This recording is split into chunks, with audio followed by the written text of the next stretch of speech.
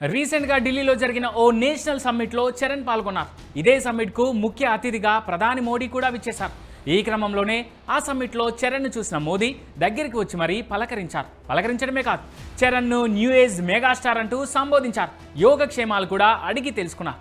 అయితే మోదీ అలా తన కొడుకును ఆత్మీయంగా పలకరించడంపై, న్యూ ఏజ్ మెగాస్టార్ అంటూ కోట్ చేయడంపై చిరు ఎమోషనల్ అయ్యారు. తన ఫీలింగ్స్ను ట్వీట్ రూపంలో ఎక్స్ప్రెస్ చేశారు మెగాస్టార్.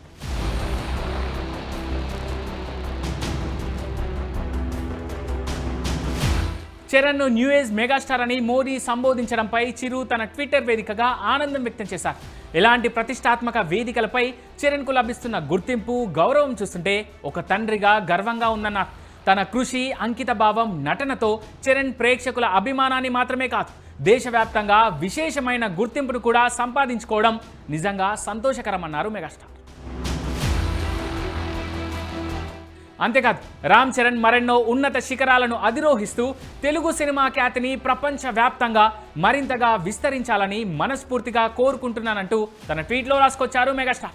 పుత్రోత్సాహము తండ్రికి పుత్రుడు జన్మించినప్పుడే పుట్టదు, జనులా పుత్రుని గనుగొని పొగడగా పుత్రోత్సంబునాడు పొందురా సుమతి అంటూ సుమతి శతకాన్ని తన ట్వీట్లో రాసుకొచ్చారు చిరంజీవి.